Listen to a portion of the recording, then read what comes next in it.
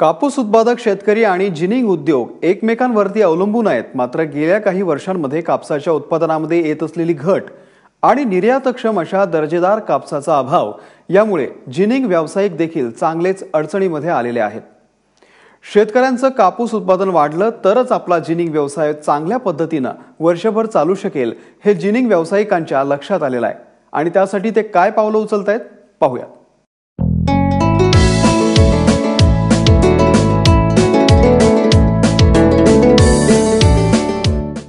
कापूस उत्पादनाचे आधुनिक तंत्र शेतकऱ्यांना विनामूल्य उपलब्ध करून देण्यासाठी खान्देश जिनिंग असोसिएशनने पुढाकार घेतलाय।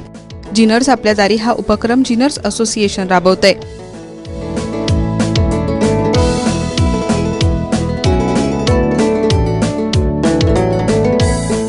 जळगाव जिल्ह्यातील विविध गावात मेळावे भरवले जात आहेत। यात दर्जेदार निर्यातक्षम कापसाचं अधिक उत्पादन कसं घ्यायचं याचं मार्गदर्शन तज्ञ करतात।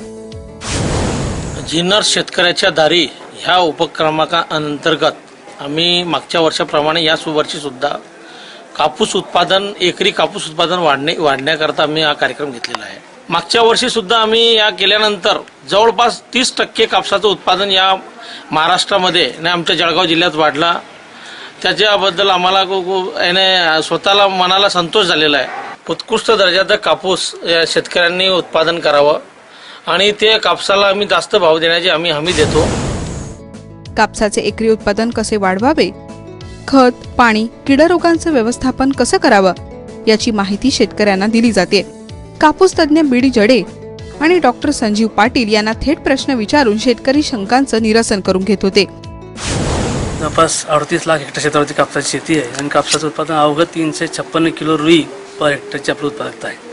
म्हणजे सीड कॉटन म्हणजे उत्पादन म्हणायचं तर 10 क्विंटल अवघं आपलं उत्पादन हेक्टरी आहे, म्हणजे एकरी 4 क्विंटलचं आपलं उत्पादन आहे। कापसाचं बोंड आपण हातात जर घेतलं तर 65% वजन सरकीचं आहे आणि 35% वजन रुईचं आहे।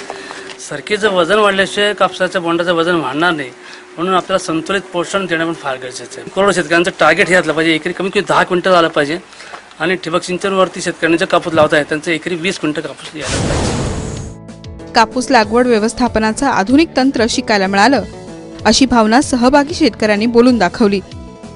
नेमकं आपल्याकडे पोटेन्शियल काय आहे हे लक्षात घेऊन जर आपण कापसाची पेरणी केली किंवा वाणाची निवड केली तर खऱ्या अर्थाने आपलं कापसाचं उत्पन्न वाढता येईल। ही गोष्ट आज प्रामुख्याने या मेळाव्यादरम्यान आम्हाला शिकायला मिळाली। याच्यामध्ये जे काही मार्गदर्शक तत्व आम्हाला शेतकऱ्यांना मिळाली त्याचा विनियोग आणि वापर आम्ही निश्चितपणे या पेरणी दरम्यान वाणाच्या निवडी संदर्भात असेल किंवा इतर सर्व गोष्टी संदर्भात असेल ते आम्ही निश्चितपणे त्याची अंमलबजावणी करणार। जिनर्स असोसिएशनने घेतलेल्या या मेळाव्याला कृषी विभागाने देखील साथ दिली। उन्नत शेती समृद्ध शेतकरी या अभियानासह विविध योजनांची माहिती इथे देण्यात आली। उन्नत शेती समृद्ध शेतकरी या अभियानाचाच एक भाग म्हणून आज रोजी बोदवड येथे अतिशय चांगल्या प्रकारचं कापूस उत्पादक शेतकरी मेळावा या ठिकाणी संपन्न झाला। यामध्ये निश्चितच कापसाचं अधिक उत्पादन देण्याचं तंत्रज्ञान न देता शेतकऱ्यांच्या उत्पादन मालाला चांगल्या प्रतीचा माल उत्पादन खरेदीची हमी द्यावी आणि म्हणून जिनियर्स असोसिएशन यांच्या संयुक्त विद्यमाने आणि त्याचबरोबर कापूस बियाणे उत्पादक कंपन्या त्याचप्रमाणे सूक्ष्म सिंचनामध्ये अग्रेसर असलेली जैन ठिबक या सर्वांचा संगम करून व शाश्वत विकासाच्या दृष्टीने पाऊल पडावं म्हणूनच आज आपण या कार्यक्रमाला सुरुवात केली। शेतकरी आणि जिनर्स या दोघांमध्ये ताळमेळ असेल तर दोघांचाही फायदा होऊ शकतो हे नक्की। जळगावहून चंद्रशेखर नेवेसह ब्युरो रिपोर्ट एबीपी माझा।